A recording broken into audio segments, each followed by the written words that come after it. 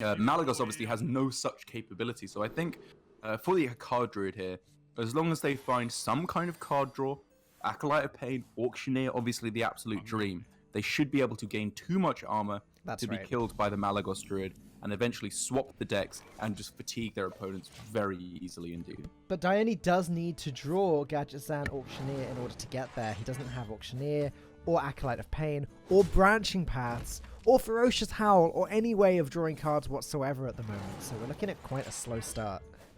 I think this is what the French would call an utter load of tosh. Yeah, that's not doing much of anything. He also needs to be careful about, obviously, keeping his hand size a little bit lower so that he can't be burned with a naturalize from his opponent. Because obviously, if he loses a key combo piece like Togwaggle or Hakar, this is going to be significantly more difficult. The thing is about this hand from Dione, though, is that the moment he draws a Gadgetzan Auctioneer, it just turns incredible. Oh, absolutely. I mean, that's what this whole deck revolves around. It's just all cycle, and then when you hit the Auctioneer... I mean, that's obviously a massive oversimplification, but you'll be in a great spot if you do find the Auctioneer, which is why we saw Dione in his mulligan. It took him about a second to do it. None of these cards are Auctioneer. Get him out of here. But for Alan on the other side, with the very nice starting hand of just Twig on its own, just getting that Twig rolling means that with a hand that has Malagos in it, Ramp with the Nourish as well, if he can find himself a UI, or maybe just Floop and Moonfires, he might be able to get the lethal on his opponent before any kind of Auctioneer armor gain nonsense occurs.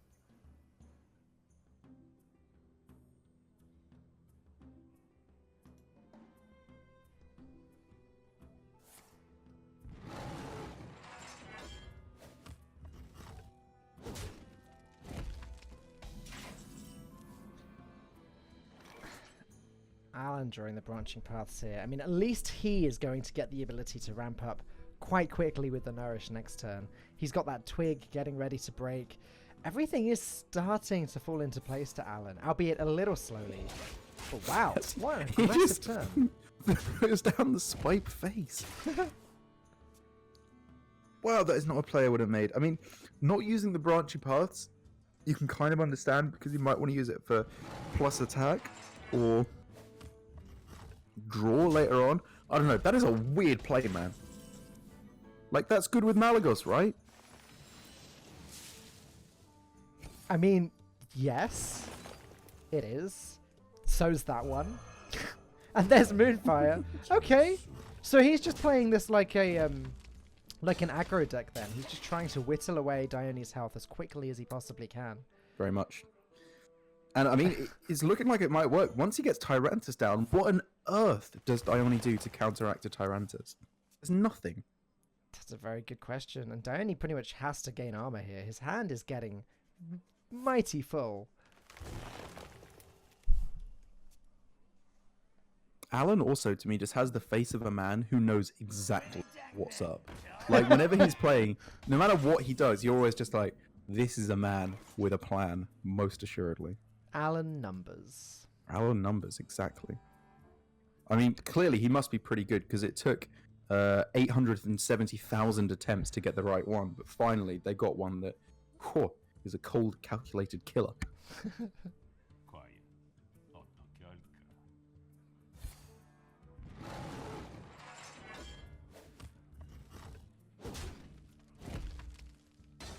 As I'm wondering if he is going to go for plus attack on this Branching Paths. Oh no, he's gaining the armor. Okay. From next turn, Dione is finally able to start to do things. He can go Auctioneer, Biology Project, Innovate, and then just play as many cards as he possibly can. With 2 Pounces, he can deal with the Arcane Tyrant quite easily whilst cycling through his deck further. Yeah, I mean, he just pops off. He's going to draw so many cards. As long as he finds some other form of card draw to follow up afterwards, he should be fine. But with the way it's looking, 2 Biology Projects, a whole bunch of 0-mana spells, he might not even need any more card draw. With Branching Paths, Ferocious Howl already in hand, he has absolutely everything he could need. He does need to, if possible, target the Tyrant with the Spellstone rather than his face, so he gains a little bit of extra health in case of some kind of a surprise Malagos burst from his opponent, which is very much a possibility now. As Alan has been ramped up himself by the biology project, which means on this turn, something like Malagos, Break the Twig, Tyrantus is a very, very real possibility, even with a naturalized thrown in there, that could just destroy the Togwaggle right now. Imagine if Alan had held on to that other swipe, though. He could just go Malagos, Break the Twig, swipe, Moonfire. It wouldn't be lethal, so maybe it doesn't matter. 2 cards going to be burnt here. Only 8 cards left. If one of them's Togwaggle, Dione pretty much loses the game on the spot. If one's Hakar, that's also... Hakar, I think, is okay. Because he wants to go for the double naturalized Togwaggle swap. Okay. Like, if Hakar is burned, he can still win, but Togwaggle being burned. I think that's pretty much just got to be it. What could he possibly have left to win this game? Just look at Alan. He's just like, yep. Yeah, that was the plan. That's exactly what I was trying to do. Unlucky Monami, Dione. That's what happens when you draw too many cards. I said, at the start, he does need to be a little bit afraid of naturalize because of that possibility. Obviously, it's unfortunate to have 2 cards burned, one of them being Togwaggle, but you've got to be considering it. Unfortunately, Hakar does literally nothing on its own. Hakar will literally just kill Dione quicker. It's actively bad for him.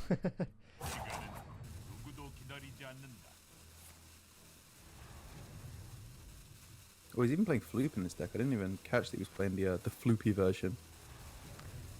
I guess an advantage to Floop is that if you don't save and innovate, you can just play Hakar 1 turn. If it gets silenced, you can then floop out the Hakar and spellstone it. Or you can just do another Togwaggle. Like, you can just play Togwaggle and then go for a second one later on. But I think we can clearly see this 12/12 Tyrantus is just going to absolutely mow Dione down.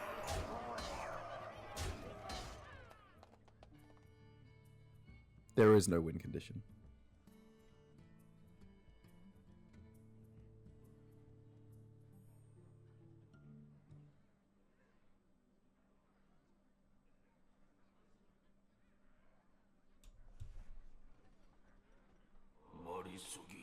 So I wonder what Dione is playing on for at this stage. I genuinely don't know what he can find to... I mean, like you said, there's nothing. There's no way he mills Alan before he gets milled himself. Yes, you are correct. Counterpoint.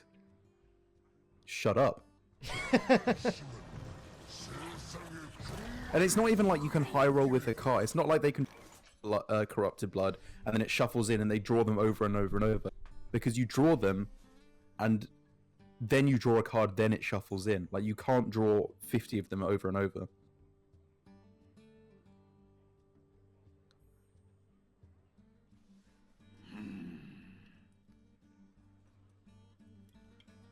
But then again, these are complicated decks. I do not believe Alan is the type of player at all to make so bad of a mistake here he loses. I think it's extremely difficult to lose this game now for Alan when it's pretty much won.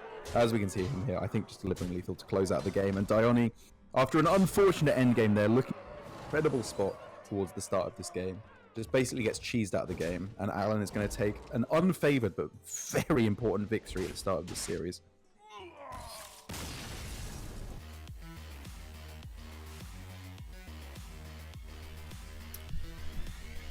Definitely not how I expected that game going. And let's be realistic. Yes, Cloud9 should have been, or Dione should have been a little bit more careful with his draw.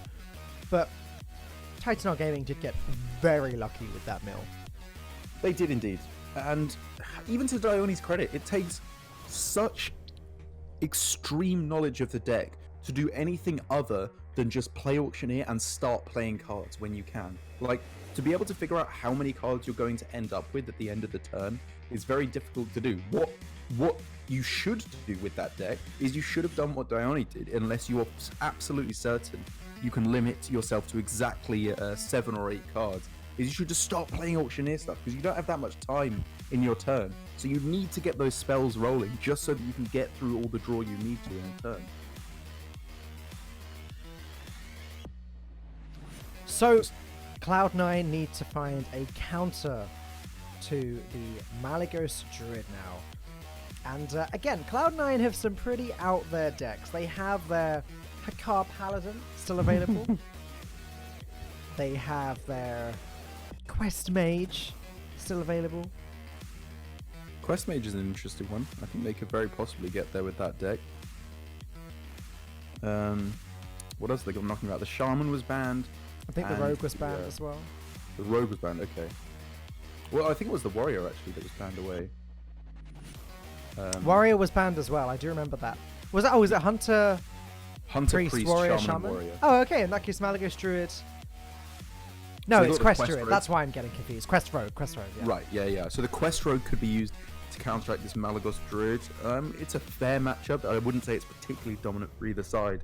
But I have to be honest, I haven't played that matchup all too much since the nerfs to Wild Growth and Nourish, which was a pretty key facet in winning that matchup, was getting an early twig, some early ramp, so that you can just get those threats rolling before the Quest Rogue is able to complete the quest.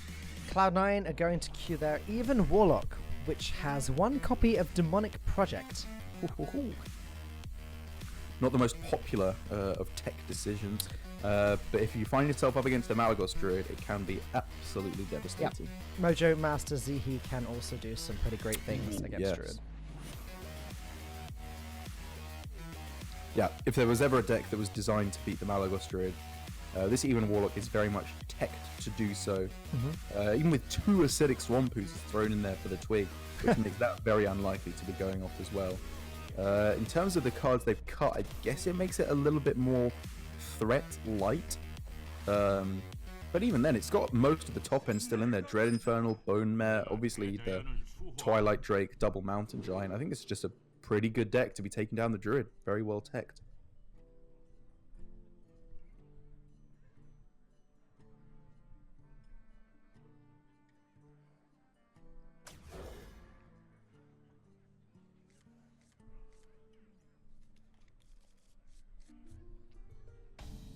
I think that's the first time we've seen any emotion from Alan whatsoever. Yeah, he does not like those branching paths whatsoever. Obviously, he will have been looking for any ramp he could get, I guess, like obviously Wild Growth, Twig more so. Naturalize was the big one as well that he was looking for to answer a turn 3 Mountain Giant. Yep.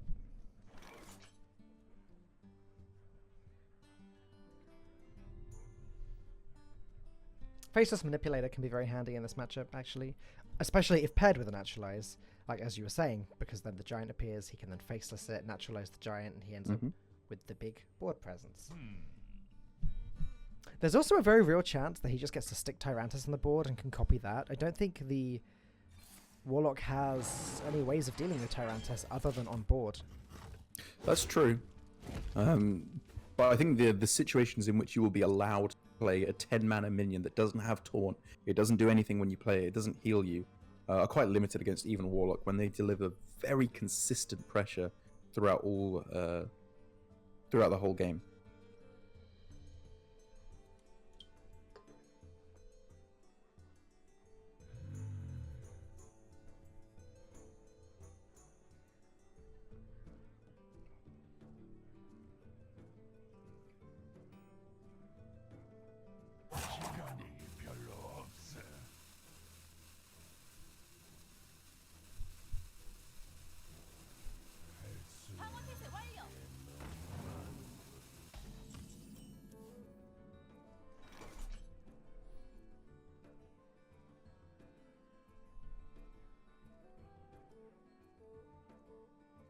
Alan's hand is just a load of nothing at the moment.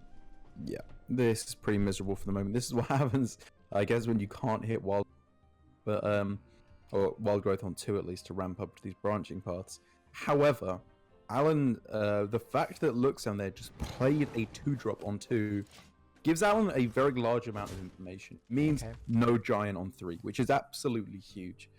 Obviously, he had the answer to follow up in the form of the Naturalize that he could throw down then. But even then, just knowing that that's not going to come down is a big relief because he can save that Naturalize for something else. Okay, there is the twig. Alan actually has something he can get started on now. He could twig this turn, start drawing cards, or gaining armor, I guess, if he feels the need to with the branching paths next turn.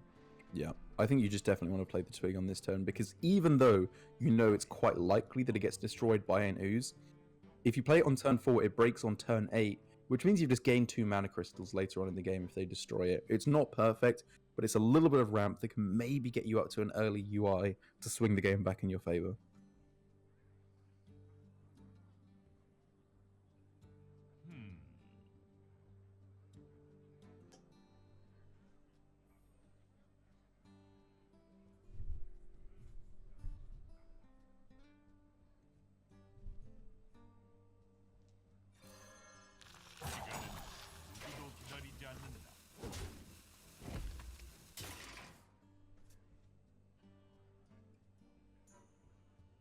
As Luxan just following up with the pressure here. After he saw on turn 2 even that he didn't have a Mountain Giant, his entire game plan shifted from tap Giant into just playing like a mid-range deck. Let's just get decent-sized minions on the board.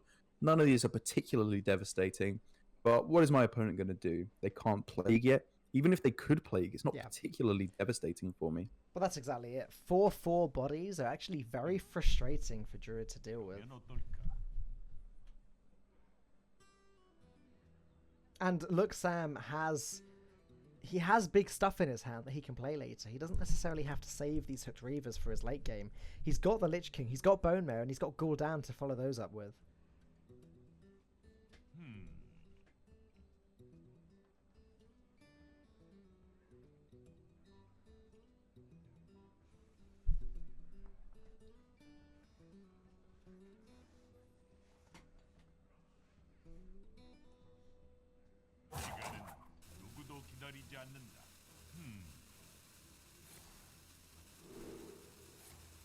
I'm deciding here that what he currently has in hand is not good enough in order to get the job done. And the pickup of Spellstone really does help to change the situation. I was looking at otherwise you go for like Ferocious Howl Hero Power, but even then, like you're kind of filling out your mana with that play, but Hero Power really doesn't do anything. So it just feels like the less efficient play. I like what we saw here from Alan. Just taking it slow, removing minions piece by piece, because he's not under that much damage, so he can afford to take it slow whilst he slowly breaks down his twig.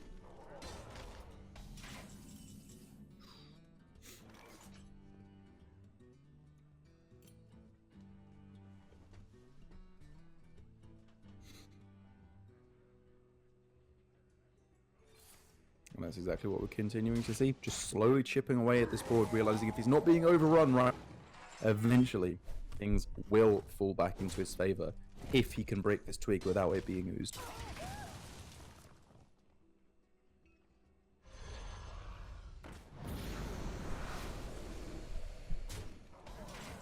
It's a big if, with 2 oozes in the deck. Indeed. You would expect it to get broken at some point. However, Alan, by playing it at the first opportunity and swinging it every chance he gets, he's in with a good shot. He's starting to take some serious damage, though. He is, which is what's leading him to take these somewhat desperate plays. He just drew the Malagos, and he's still feeling comfortable in I shouldn't say feeling comfortable. Feels the necessity to throw down that Faceless Manipulator. Uh-oh. That's the Demonic Project. That was 2 big cards that have been picked up, both the Demonic Project and the Ooze being found for Luxan, which means, okay, yes, he's bumping his opponent up to 10 mana instead of 8 mana, but the difference is so huge in stopping him from playing, a Lich King on that turn, and then breaking the twig and going for a UI. The tempo swing that would be afforded Alan by a twig here means he has to play this Ooze. It's not even close. Though, Alan doesn't actually run the Lich King. Oh, right, okay. So is there any scenario in which Sam believes that Alan's not going to make the most out of this 18 mana turn and holds back on the ooze? I don't think Alan's that greedy. Like, I think he would just spend his mana, break the twig, play UI. Okay. I see your point that turn 8 is not the optimal twig break turn. if he passes there and doesn't play the ooze, then maybe Alan thinks there's no ooze there and Yes. still holds back. But you're right. That's a very greedy plan, and Sam just goes ahead and does the thing. He does indeed do the thing. Now, Sam's health is starting to get somewhat low, so I do like this ultimate infestation here, although it looked like he targeted the ooze there. I was kind of surprised by that. Oh, were you thinking of face targeting? I thought he'd just go face and then try and set up some sort of Malagos lethal soon. I think with the twig being broken now, he kind of needs to focus on board control a bit. Okay. Because coming into turn 8 for here from his opponent, he's just seen a Spellstone. This is awkward for his opponent to deal with, and from where he's sat, when he plays the UI, there's a good chance he draws Naturalized, Spellstone, something to Naturalized would be deal huge here. with this Lich King and shove this damage through to face. I think this is a good spot from Alan. And again, here we see Malagos Whoa. being thrown down. What can be done to answer this now? This is lovely. Yeah, I mean, the best look Sam's got, by the looks of things, is the Spellbreaker. And there's still a floop in Alan's hand. And this is the second time we've seen this in this tournament. Was it Alan who was doing it last time as well? I believe it was with the Malagos Druid, where he played Malagos onto an empty... Got it silenced, That's right. facelessed it. He just kept playing these minions, these Malagoses, that even though they were silenced and they were, the spell damage was removed, the 412 body was the important part. He ended up being one-off lethal later on. And Exactly, a few very vital other things went wrong. It was a good plan. If this hits the floop, though, that's a disaster for Alan. It hit the Mojo Master as well. I And he think got that's really Void good for Alan. Ripper. I think that's great for Alan. And look, with the the Void Void Ripper, Ripper is 12 damage of burst with the Malagos. Obviously, Luxam knows the card that was gained for him, but that is going to be setting off all kinds of alarm bells now. Well, there's nothing he can do about it. He can put up a taunt and hope for the best. But now Alan can go Void Ripper, attack face for 12, fluked Malagos. No. Well, Innovate he'd have swipe. He'd have to floop the Malagos first. But yeah, that's fine. You're right. He can do that. Yeah, sorry, yeah. Other way around. Malagos, swipe, innovate, Void Ripper. It's not lethal, but it's a very, very large amount of damage. It's one off, isn't it?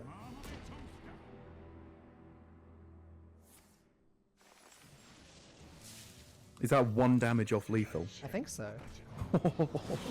Oh yeah, of course, because the 2 damage that was dealt by the Vulgar Homunculus, I was factoring that in when I counted it last time. And that one pesky Void Ripper for Luxam, he's just absolutely demolished his chances of winning this game. Well, that's He what has to happens. Spellstone now, I guess. That's what happens when Demonic Project doesn't go as planned. Okay, so let's back up a little here. Reassess for Luxam. Well, Alan as to still what has he's both got. Moonfires, which means Sam has to try and deal with that Malagos urgently. He does have Yeah. the Spellstone. He also has Void Lord, but he can't play them together. There's no defile that can occur here. Even with double defile, I don't think. No. I guess Spellstone away. The big Mally? Oh yeah, which one do you even go for? I suppose Spellstone, Homunculus, Anti-Magic Shell is looking like the most defensive play. I guess so. That's an awful play, though. Like, he could just play Void Lord. Okay, Yeah, that's what I was looking I like for that as Just- well. If they have the Moonfire, they're winning anyway. Let them have it. But Alan has a lot of chances to draw it, though. He can Nourish for 3 cards, then he can then he can actually Branching Paths for 2 more. Yeah. So he gets to draw half of his deck here, and there's 2 Moonfires still available.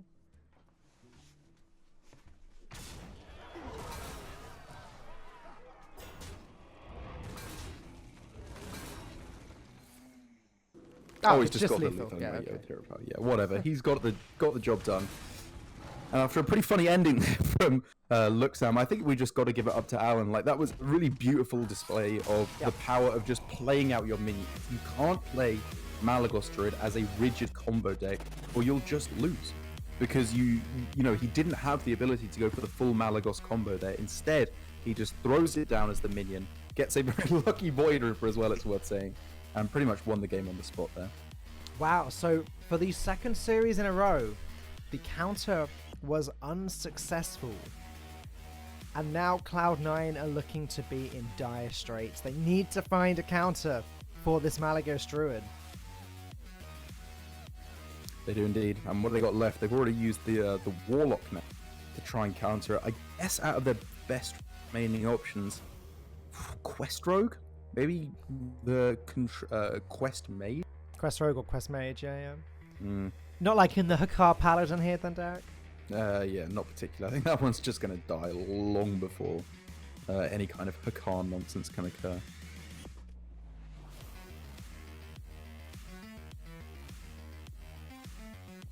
But I've got to be honest, I don't know. I have not played much of this quest whatsoever. Like modern quest mage without ice versus modern nerfed Malagos Druid. I do not know how these would stack up against each other. I can't imagine. It's not impossible for it to win. Not impossible, but I can't imagine it being easy. The Malagos Druid does get to its win condition usually quite quickly still, and Quest Mage takes a little longer. On average, I'd say. Quest Mage tends to have to draw almost all of its deck before it can do anything. Yeah. But it can get there if it's lucky. If it gets the God draw and draws through its whole deck super quick, then it can get a very nice early victory. But like we've seen, Alan is very eager to just throw down Malagos onto empty boards, and that leads to very easy victories, I find, for the Druid up against a Quest Mage, which has no hard removal. So it is going to be the Quest Rogue instead here for Cloud9, hoping to try and get a reverse sweep up against all of the remaining decks from Titanar Gaming. It is not going to be an easy feat whatsoever. No, I've seen so many miserable Quest Rogue games over the last 3 days, Derek. I don't know what to say. The deck clearly has finally been nerfed enough times to... although it still sees play, it shows some real weakness now. It's true. It is definitely a lot weaker, but it's still just getting the job done in ways that it actually should not be doing a lot of the time. It's taking some matchups against some of the even aggressive decks, I would say, like Odds Paladin, even Shaman, which, although they have been nerfed a lot recently, should be beating the Quest Rogue, in my opinion.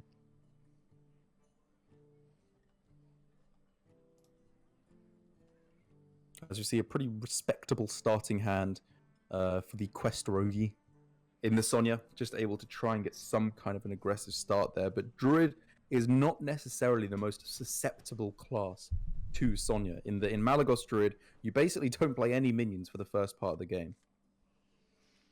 Yep, not unless you have to with Spreading Plague, etc. But Spreading Plague just doesn't end up being all that vital in this matchup until later on, if there's an army of 4/4s attacking Malfurion. As Alan gets himself a pretty spicy-looking hand here. Twig, I think he kept the Malagos in his starting hand as well, just to give himself the highest chance of either slamming it on 9 or getting that Twig combo to kill his opponent right away. And with the Innovate as well, he's just looking like he's just going to be able to fly through to an early Malagos. Imagine, pre-nerfed Innovate, that Twig would have been played on turn 1. Disgusting. What would that even be? That would be like a turn 5 Twig breaking. That's nuts.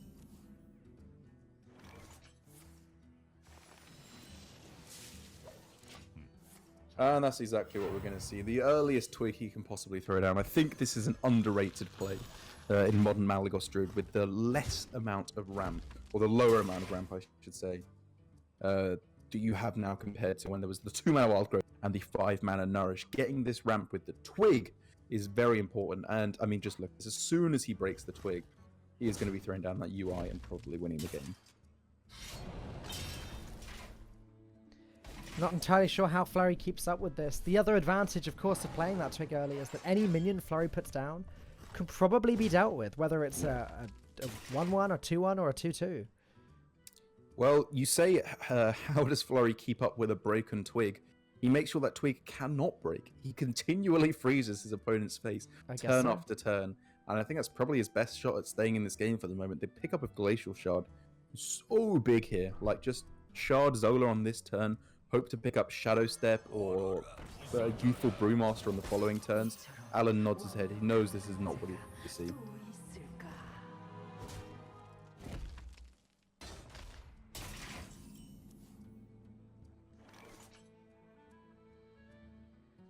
That being said, at the moment, Flurry does only have one more way to freeze Alan's face. So after next turn, in theory, Alan should be able to carry on attacking. But of course, the moment a Shadow Step or a Vanish or a Panda is drawn, then Flurry can just keep bouncing those shards and eventually complete the quest.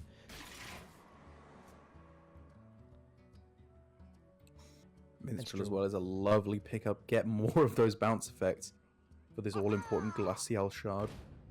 So he's not actually freezing Alan's face this turn, but it's not that important right now. There's a Panda. Okay, now we're talking. Especially as for Alan, leaving this board completely unanswered and then following up with a Spreading Plague, while it may seem enticing for the moment, because it will present a big board, maybe he can attack face with it for a little bit of extra damage. Sonya kind of puts a stop to that plan, because it just means charging in deckhand after deckhand to just destroy the entire board of plays, get that quest completed as well.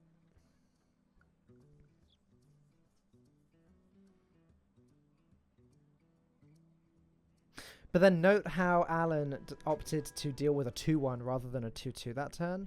I guess that's so next turn he plays Spreading Plague, and Flurry has less minions that he can trade in to the Plagues and get Sonya's extra procs from.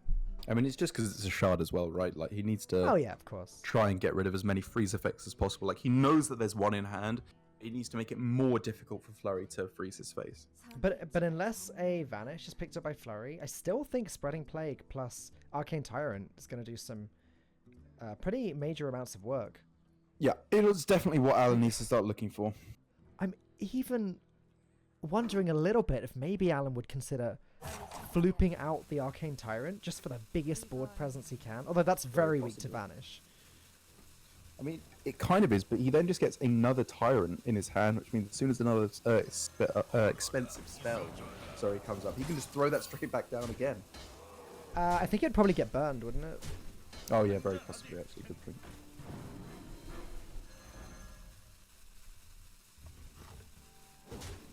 Or maybe not.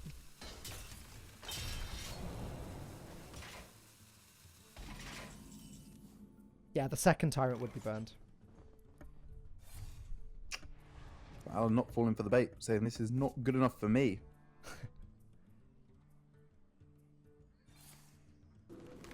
Interesting.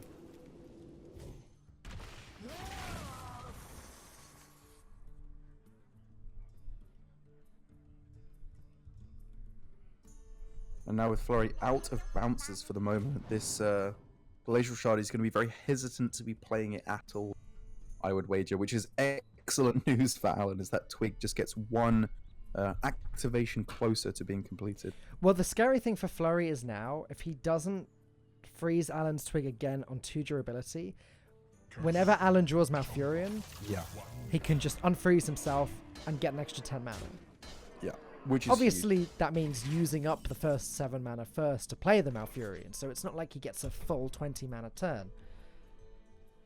But it's good enough. He gets some Scarabs on the board. Yep. And starts to make this feel a little bit better for Alan.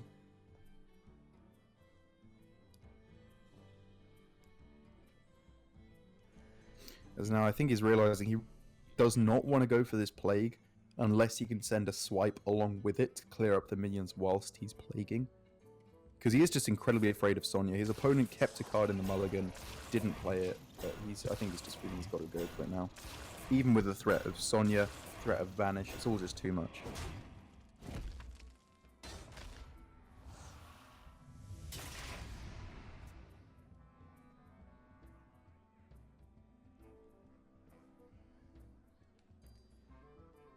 Quest rogues love to see that.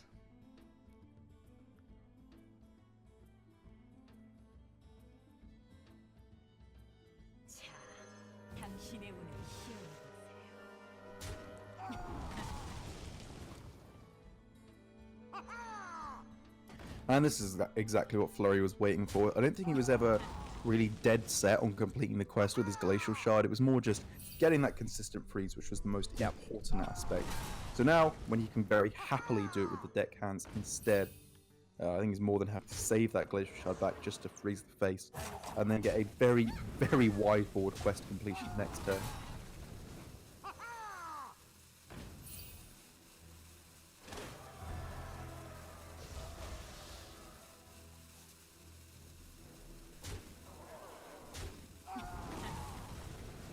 And there it is. Like you said, while Malfurion can unfreeze Alan to get the twig break right now, it's not looking like it would be enough. This is an incredibly scary board that Flurry is repping. If only he had a swipe.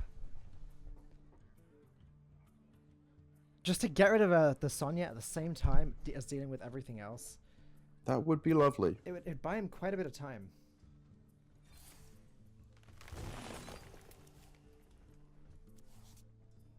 As I think it's looking more and more like the game plan for Alan. Get that twig breaking as soon as possible. Play Malagos and Tyrantus, I suppose, and just pray that they stick and there's no vanish. That seems like such an unlikely plan. Yeah. Or, I guess as an alternative, get the cards needed for an OTK with Malagos and Floop. He hasn't played that Floop this whole time.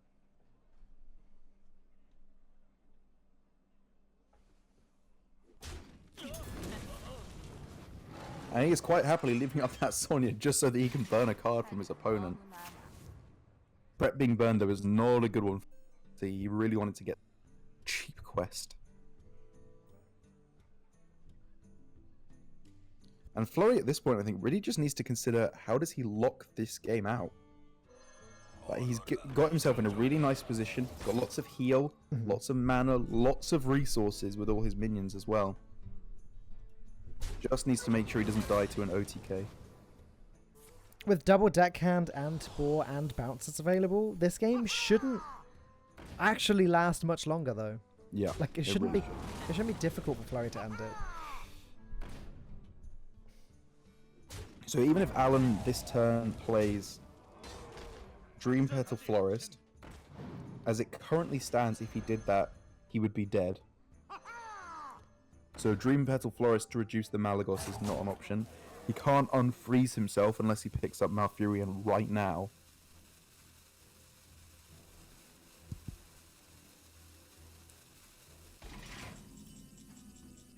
Ooh, that's something. Okay, that is something now. Okay, so he can... Oh, he's only got... I was going to say he can Ferocious Howl then Malfurion, but he can't because he's only on 9 mana, so... Well, he should...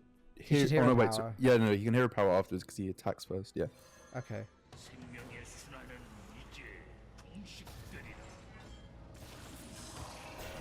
So he does manage to find himself a way to break this twig finally. And deal with the Sonya. This time, yeah, which is also very important, it's true. And he's still lining up for that Malagos OTK. This is just a 1 in 3 though. If it hits the Floop or Tyrantus, it's isn't nearly as good, and he gets the Tyrantus. He had to hope to get a little bit lucky there. Like, he's in such a miserable... Totally understand his play. That was still better than hitting the Floop though, I guess. Like he can still go Malagos. He can still go Malagos and then go Floop into Tyrantus on the same turn. Yeah. And still no Vanish found by Flurry. Obviously, Alan expects there to be a Vanish by now. Or, actually, was it better than hitting the Floop? Because he could have just gone 0 mana Dream Petal and then, like, UI on the same turn and tried again, exactly, just to go for Malagos, double swipe, double Moonfire for lethal. Because that is 30 damage. Exactly.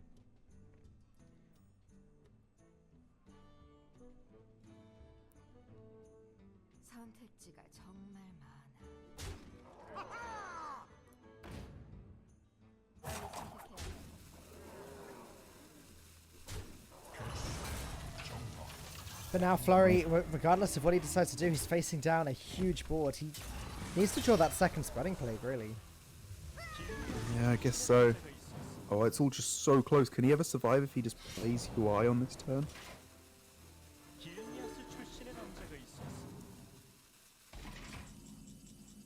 No.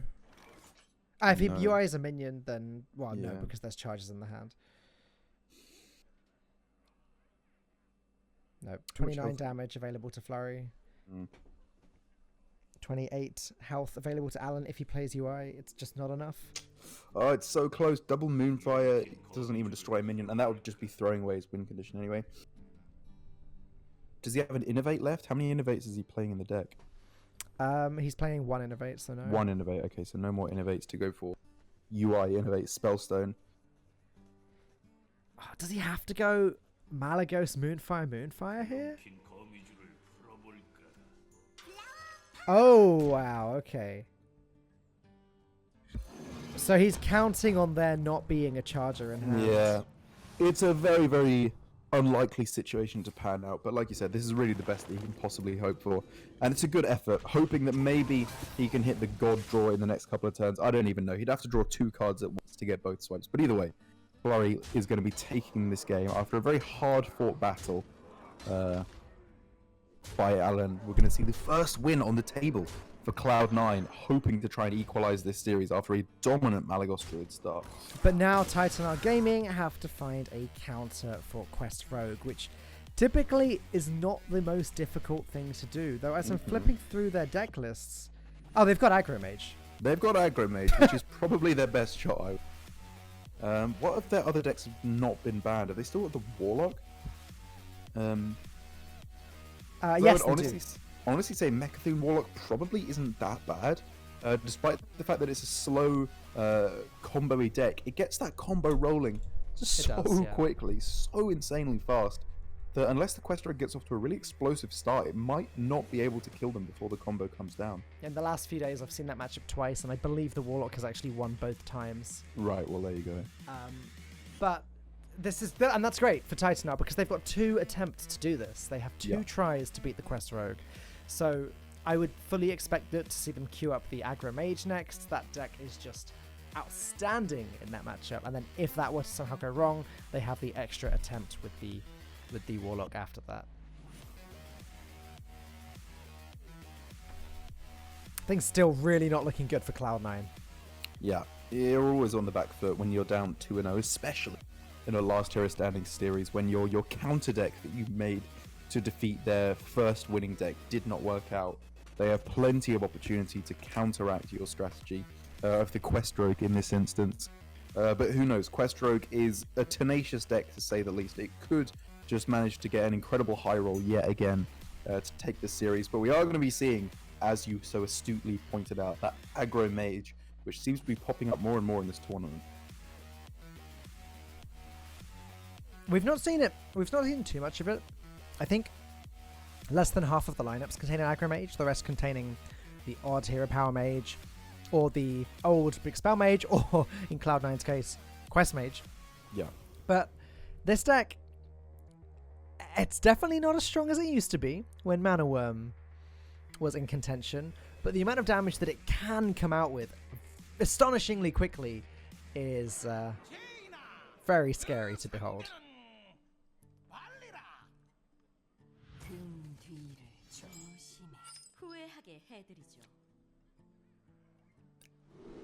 And here we go. The start for Titanar Gaming here. Basically having any 2-mana minion is a good draw with this deck. With obviously no 1-mana minions, awful lot of low value spells. You really just want to find any way that you can to try and dominate that board in the first couple of turns. And Arcanologist, unimpressive though it may seem, is a great way to get the ball rolling. Yep. Accelerator's going to want to play that as soon as possible, as he has drawn 2 out of his 3 secrets. He only runs 2 copies of Counterspell and 1 explosive rune in this deck. And he doesn't want that Arcanologist to be drawing blanks. So I like coining that out right now. But then he's got the Spell Zerker to follow up with, which is also just a great minion in this deck. Yeah, fantastic way to get the damage rolling. Because, let's be honest, Accelerator needs to do a staggeringly small amount of damage in this matchup with his minions in order to get the lethal. Obviously, Flurry has already in hand the Ziliax, which is far from universally represented in Quest Rogue, which is a lovely addition to help this matchup somewhat. It could just solo the entire ordeal, especially if he can bounce it back to his hand or copy it with a Zola later on. But for the most part, the early game is looking very strongly favored for Accelerate. Like with SKT T1's Quest Rogue, Cloud9's is running Ziliax and no Lab Recruiter. Not that that's going to matter in this matchup, as because Flurry had to use the Fan of Knives that turn, we may see an Arcane Missiles for 5 damage here, just flying into the face. I think we're probably more likely to see the explosive runes that I'd like on this turn, because that's nice too. First of all, it still benefits from the spell damage, I believe, in terms of the damage dealt, and also Quest Rogue really just suffers against the explosive runes. It actually suffers Nothing against it both likes to play into it. secrets. Yeah, that's true. That's true. With a completely spellless hand, Flurry runs the risk of actually playing the quest into the counterspell, or having to, as he doesn't have any other spells to proc the counterspell. Accelerator here clearly tempted by the arcane intellect, Wow. which feels remarkably low tempo. I feel as though taking advantage of this extra spell damage while he's got the chance. Well, that's what I'd like to see anyway. Be it the arcane missiles or the explosive runes, like you said, this still gets the benefits. 8 damage rather than 6. I like this a lot. I think, like, even if you didn't know what, like, even an accelerator spot where he doesn't know what his opponent's hand is, sorry. What could he possibly have that is good against explosive runes? Like, if he wants to play a minion and Zola it back or bounce it back with Panda, he can't play that minion because it will be blown up by the explosive runes.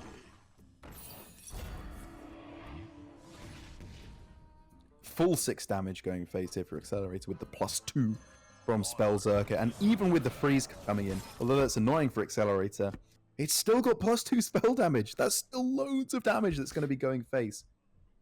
I guess one thing it's worth pointing out here is because Accelerator only runs 1 copy of explosive runes, Flurry will know what these other 2 secrets are when they're played. That being said, Missile's counterspell still seems fine this turn. Yeah, I think I like that a lot. I was looking at just like Frostbolt ping face to try and set up lethal next turn. But I mean, you don't need to do that right now. You can just do that later.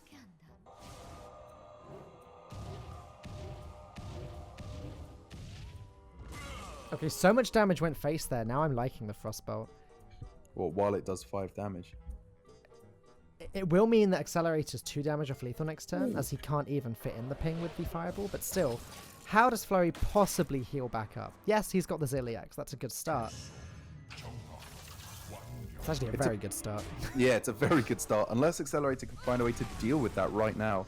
That could be a very scary Ziliax indeed. Just healing up for another 3. He really, really, really does not. Well, that's a load of gubbins. It is indeed. Unexpected results just is, yeah. I was looking at like random outcomes he could get. There's really Bluegill Warrior? Yeah, even then there's a taunt in the way. Yeah. Oh no, sorry, Ziliax. Yeah, you could still hit the Ziliax, but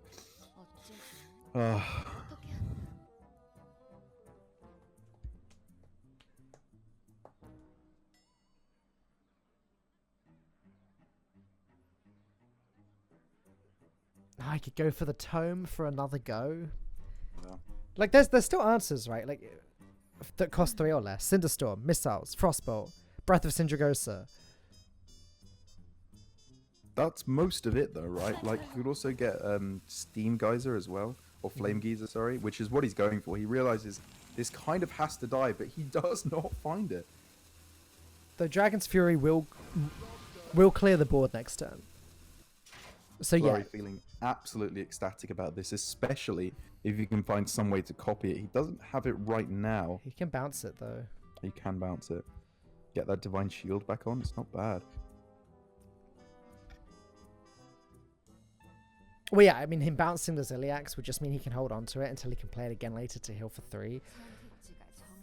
Though, then I guess that opens up Accelerator to just stop playing minions.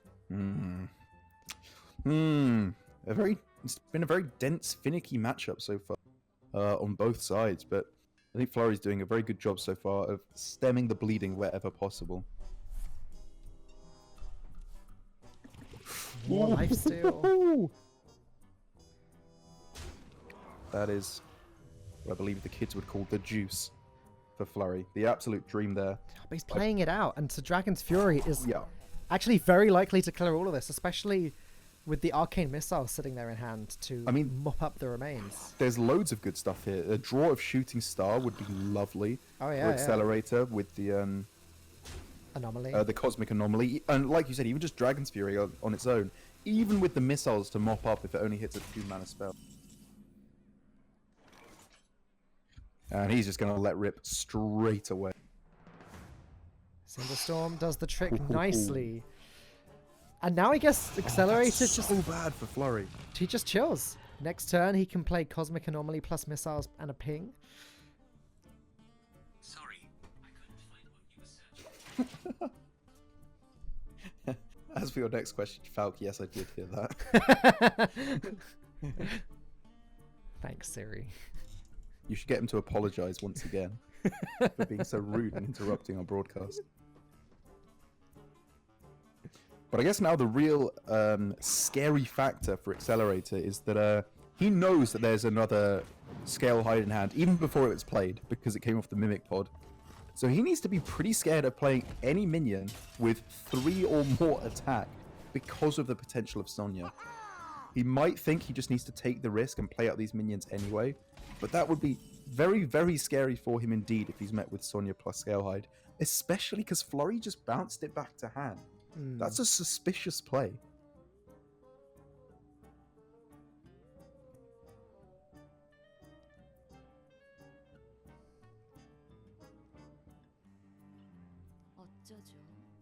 How beneficial is having a counterspell on the board now? It prevents any potential vanishes, I guess. I'm just wondering about the Kirital Mage counterspell. Cosmic Anomaly play just for a big board. I think your opponent is very unlikely to play the quest next turn. Yeah.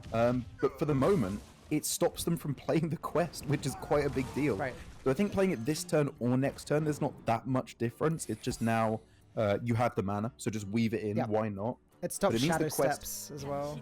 Exactly. The quest cannot be played until another spell is played. But Vanish is very expensive to play before the quest itself.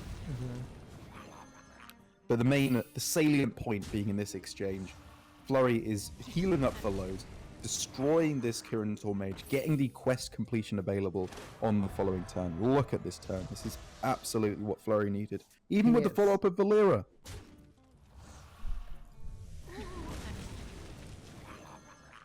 However... Oh no, wait, sorry, I was going to say Fireball off the top could have done it, but that one extra Scale Hide means that even now Fireball is not quite lethal anymore. So Accelerator has to play this Arcane Intellect. Yeah. He's going to go with Cosmic Anomaly? But this just dies to... Yes, to it more does. Scale He has Hides. to play the Arcane Intellect. It would be insanity to do anything else. Like, step 1, deal with Sonya. Well, I'm saying he might not even need to do that. He could just draw sure. and hope to get burn, and then just launch it all face. Like, you absolutely start with the Arcane Intellect here.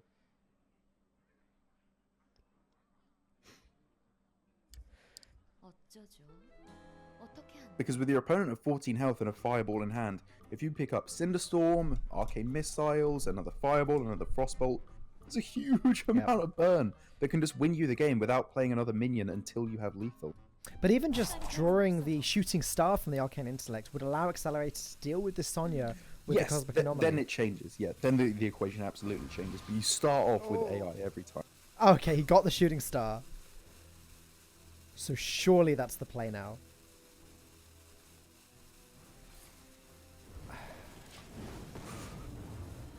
Okay, so now with this next turn, Accelerator can play the Anomaly and Shooting Star, in theory, to kill everything that Flurry plays. Yeah. It's so weird though, right? Because obviously we can see there's a counterspell in hand which stops Flurry from playing the quest. Accelerator is afraid of Shadow Step to deal with that counterspell first. He's afraid of Prep. So he doesn't know that by playing the Cosmic Anomaly, it's safe from a rushing 4/4 Scale Hide. Yeah. We can clearly see it was safe from that. But I think given that he has limited information about the hand, this might be the safest way for him to go, just because it doesn't put any minions in play for a potential Scale Hide to rush into. There's a lot of cards that Cloud9 could have, actually. Like you said, Shadow Step, Preparation. We've seen one Fountain of Knives, but there is another in the deck. I don't believe Mimic Pod has been drawn yet either. Like for this turn, for Accelerator, it's probably just ping pass, right?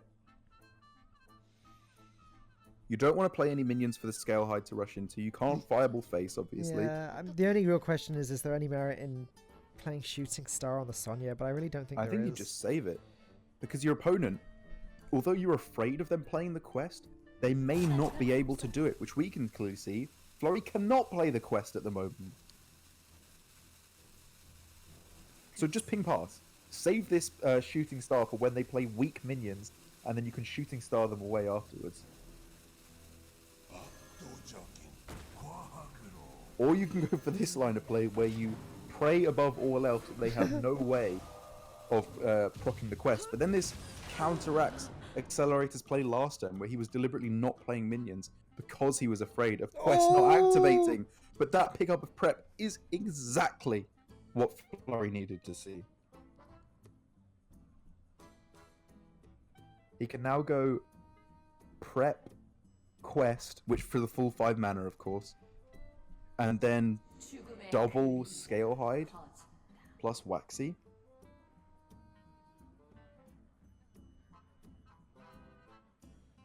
Or would he want to save some of that back? It gets real confusing. I mean, double Scale Hide, just on its own, does so much work here. This was a big gambit from Accelerator, just praying above all else that there's no way to proc the counter spell before the quest comes down. And I have to say, even though it was a very valid line of play to go for on this turn, to pray that there was no answer there, it's an incongruent strategy. It's very different to what he did on the previous turn, where he bet that there was a way for their opponent to prep to deal with the counter spell first. Yeah. It feels just like inconsistent game plan from Alright, Accelerator. so 21 health for Flurry, though he is out of stuff to do. I mean, technically, yes. Like, if Ping Fireball comes down, he is.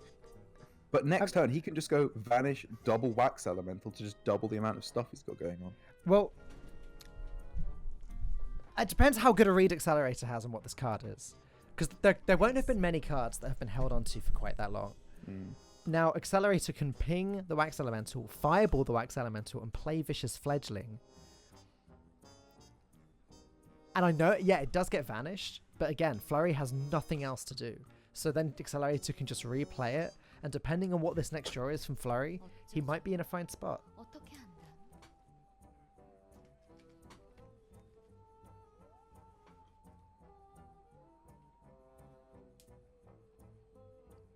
How is this game so close? It's staggeringly close. I mean, I wouldn't even say it's that close anymore. I think Flurry is pretty firmly in the lead right now. Unless he gets some truly awful draws for the next couple of cards. Yeah. I think he's in a fine spot here.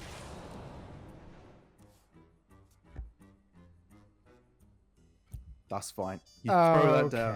That gives you 3 4/4s. You have to let this Vicious Fledgling connect face, but like, come on, you take that. Yeah. So what's Accelerator looking for here? He's looking for Wind Fury into Stealth from the Fledgling, I guess? I guess so, yeah. And then just gets vanished. Although he could then also play the counter spell. Ooh. There's the start of something occurring here. It's slim, but Accelerator might be able to get there. He hits the Wind Fury. And he gets the stealth! Oh. Can he get a Pyroblast here? Ah, not quite. I was wondering if he could get a Flame Strike as well. That would have been good too, yeah. So he might just be best to play the Tome here. Yeah, that's what I'm looking at. Like, he has so many spells left in deck. And then he plays the counter spell to prevent the Vanish from going off. Then that's 6 damage next turn. Still not quite going to be lethal. Yeah, he's going with the slightly safer route of Meteor Ping to try and slow down his own death clock from his opponent. But Meteor Ping means he won't have the mana to play the counter spell. Yeah, I mean, I guess, he can only play around so much stuff. If he didn't pick this, then there's 12 damage on board. He's starting to look at some real possible lethal outs.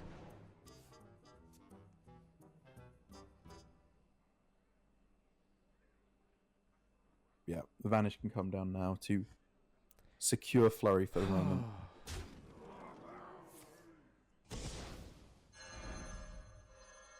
I believe both fireballs are gone, so Accelerator's actual direct damage cards are quite limited.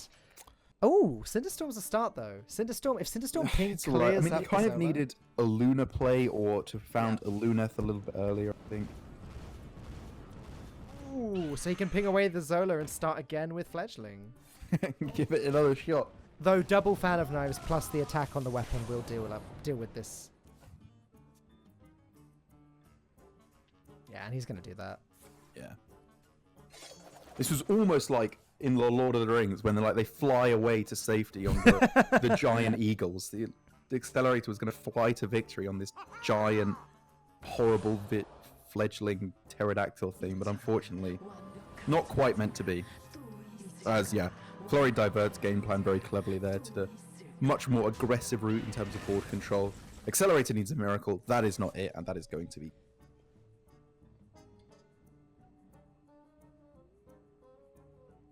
Wow.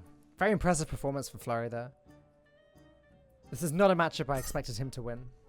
Me neither. But it does mean that after being 2-0 down, after a very impressive start by Alan on the Malagos Druid, Flurry takes a 2-0 victory of his own, means that there's only one deck left for Titanar Gaming to respond to this very impressive looking quest rogue from Flurry. Yep, his choices are going to be the Mechathun Warlock or the... Is it their Shaman, I think? Mechathun Warlock, I think, or Shaman, yeah. The Peanut That's Shaman. a Peanut Shaman, which I think is probably one of the worst classes Yes. you could possibly choose to Yeah, I counter agree. a quest rogue. But there you go. Flurry finds the lethal. Accelerator feeling quite disgruntled, I imagine, after that game. Yeah, really didn't go the way he was hoping. I mean, I think there was a couple of turns there where I'd have to go back and look at it, but it feels like there was just an inconsistent game plan from Accelerator. Like, half the time, on one of the turns, he was saying, okay, I'm going to pretend that he can't proc my quest. I'm just going to, my counter spell. He can't play quest on this turn or I lose. And the turn previous, he was saying the exact opposite thing. He was saying, okay, I'm going to play around a preparation to deal with my counter spell, which I think he just needed to commit to one line or the other, have a very consistent, strong game plan, rather than, flopping between the two. Yeah. It's never... I mean, there must have been something that happened or something that went through Accelerator's head on that turn where he decided, actually, it is no longer viable for me to play as if there's a prep in my opponent's hand. I'm now going to do this. I don't know what that was. Maybe he recalculated the amount of damage he had on his deck or something. But either way, it did not end up working out. And...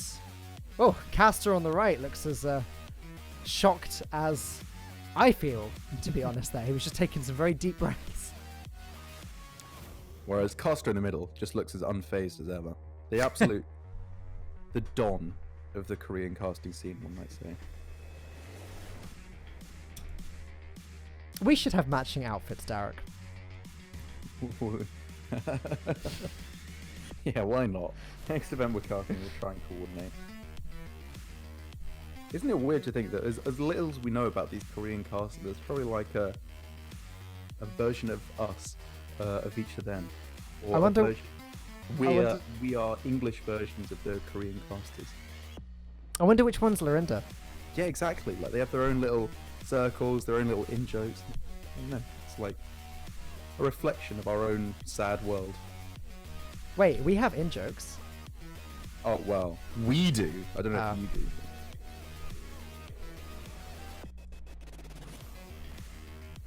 But yeah, as for this final game, it's still looking like I would probably put Titanar Gaming ahead, I suppose, given that they have the counter pick potential. They still have a couple of decks to choose from.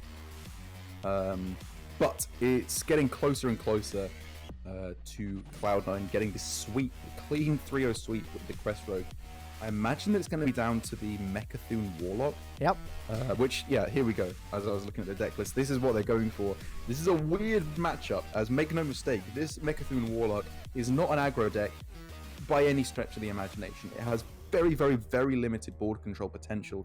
It's just trying to hyper draw through the entire deck as fast as it possibly can, and then get for the OTK faster than the Quest Rogue can kill them.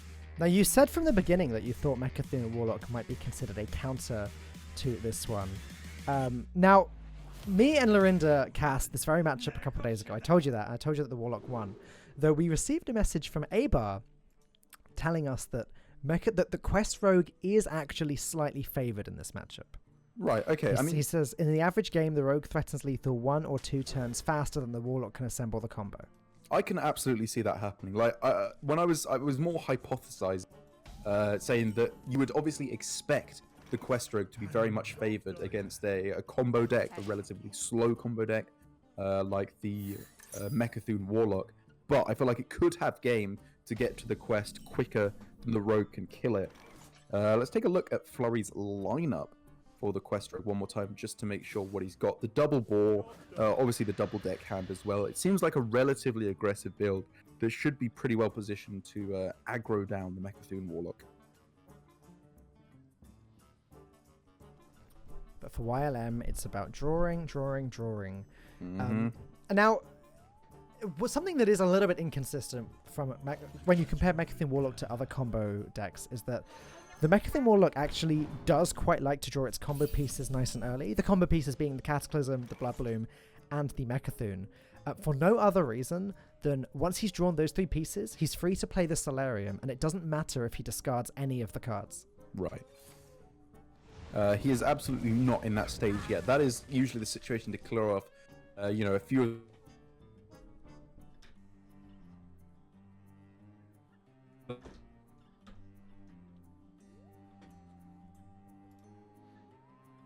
But for the moment, as we see, YLM is taking a good long while to make some pretty easy plays of just drawing, tapping, dumping cards when he starts to run out of hand space, and then carrying on with his merry old way.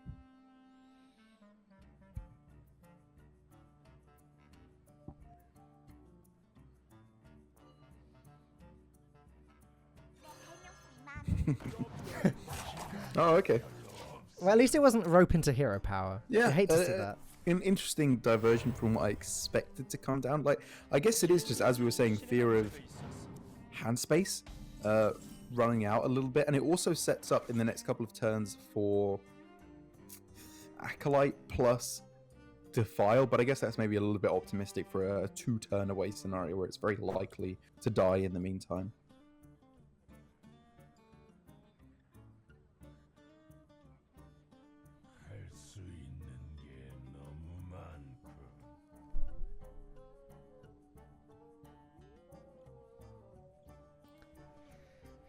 So this turn would have been a lot more straightforward, I guess, if in theory YLM played his hero power last turn, because this turn he could go hero power Novice Engineer.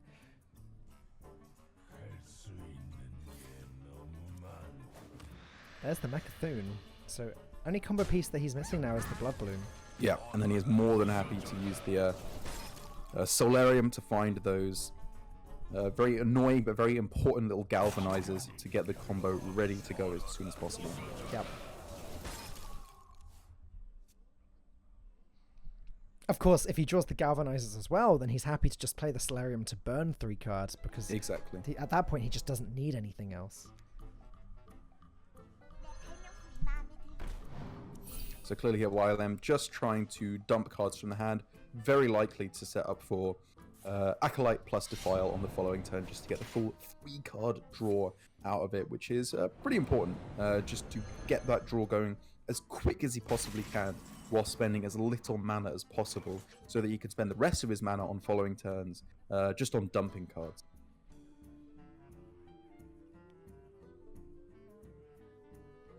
Unless, of course, he wants to take advantage of the fact that he's ahead on board with Ziliax, for example, is worth considering.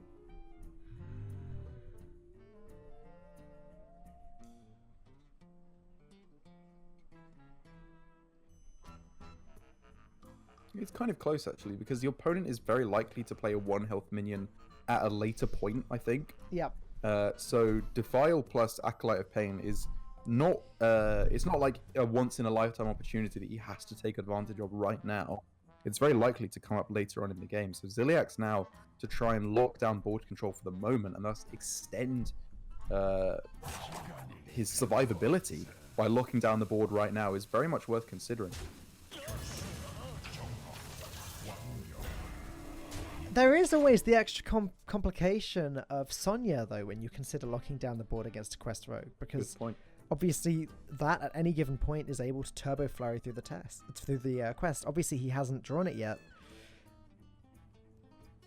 I quite like as well, actually, from YLM here, and just playing, just killing off minions on the board, because the only way that Flurry can overdraw him cards is through Vanish, by putting cards back in his hand so that one card is overdrawn at the start of YLM's turn. So just making sure that his minion count is kept nice and low is, I think, a nice way for YLM also just to lock out that avenue of rebuttal from Flurry. Yep.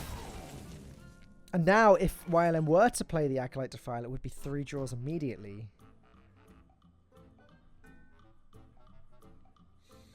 Which seems pretty great here, actually. Clears the whole board, doesn't mill him at all.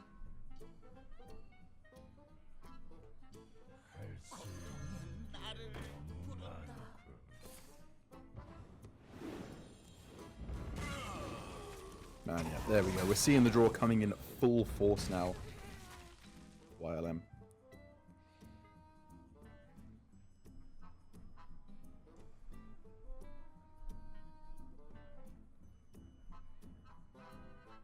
I mean, there is no consideration here. He is maybe trying to drag his opponent. This will be an end turn. And on the more interesting side, at least at the moment, for Flurry, he's got some fairly interesting plays available with the Prep and the Vanish open to him, especially with a 0 mana Novice Engineer. We could start to see some real turbo quest completion, because if he wants to win this game, he really needs to start racking up the damage. It's, you know, turn 6, only 1 damage done to YLM. Obviously, Quest Rogue does most of its damage in lumps later on, but the quest is not that close to being completed.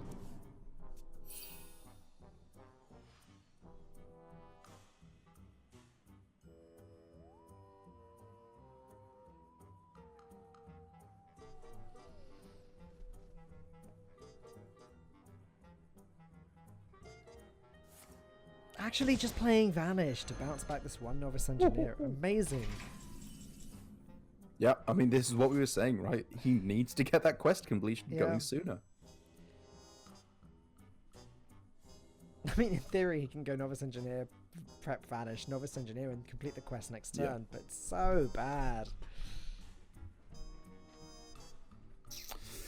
Now YLM looking at ways that he can both draw cards whilst dumping cards out of his hand and clearing off his own board is kind of important as well, because he is going to be getting more and more afraid of Vanish to overdraw even just one key combo piece, because as soon as Blood Bloom or the remaining Galvanizer is destroyed, the game is over, he's lost.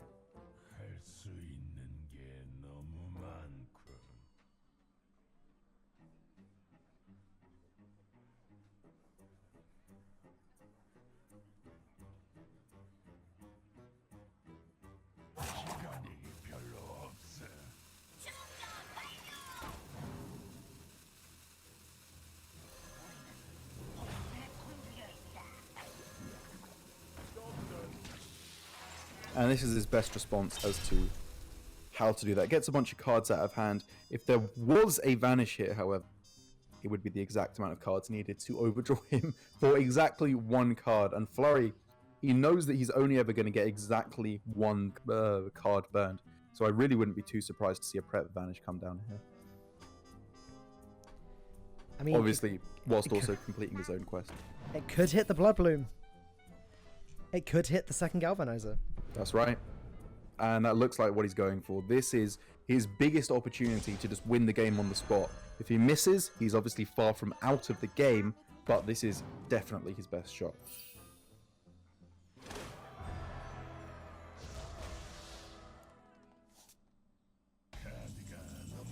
Just a Corpse Taker. There we go.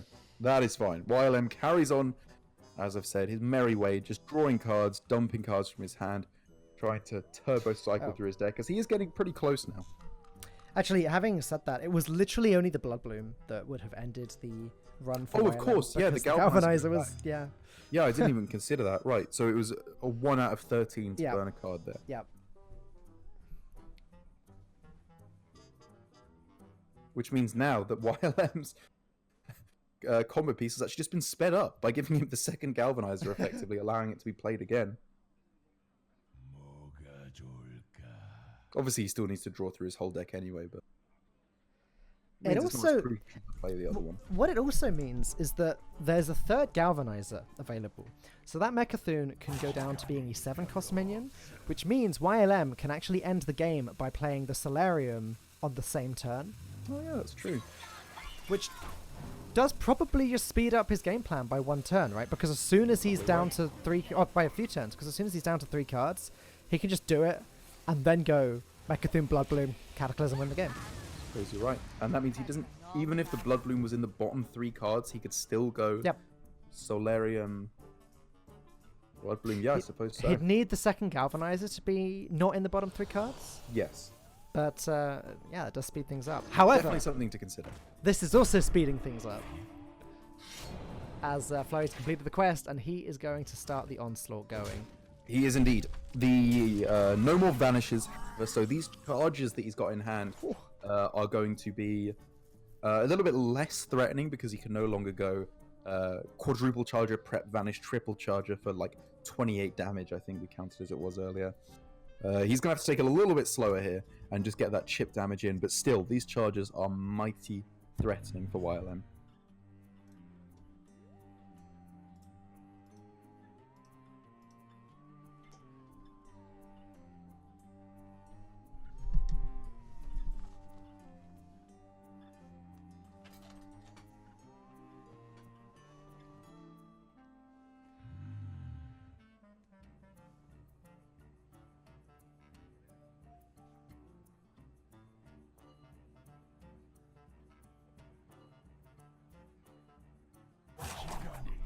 So I guess while I'm just considering how does he go about this, I'm looking at what the Voodoo Doll, Acolyte, and then Defile. Oh, yeah, he sees it.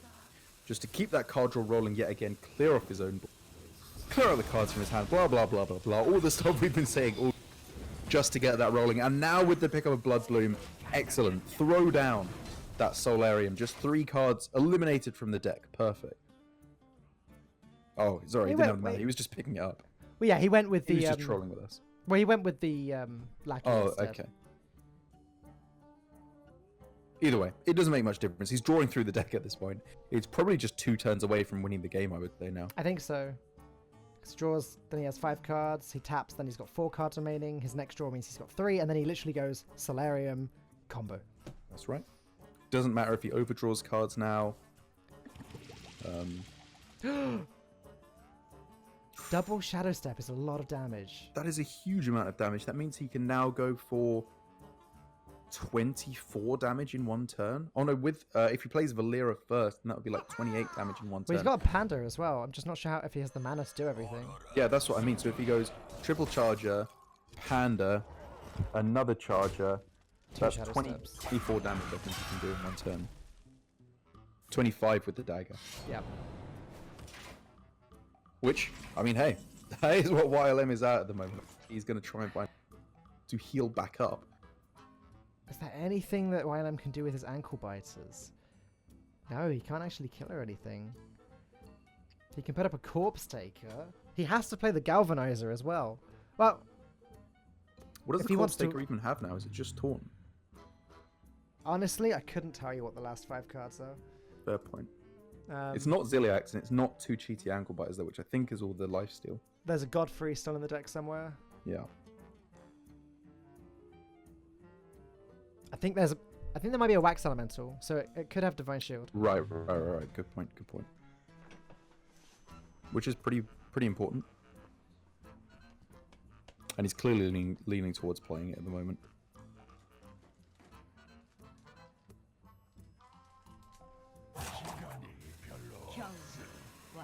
But he knows this is getting mighty close. While he won't be expecting quite as much burst damage as Flurry has, he's got to be protecting his life total as much as he can.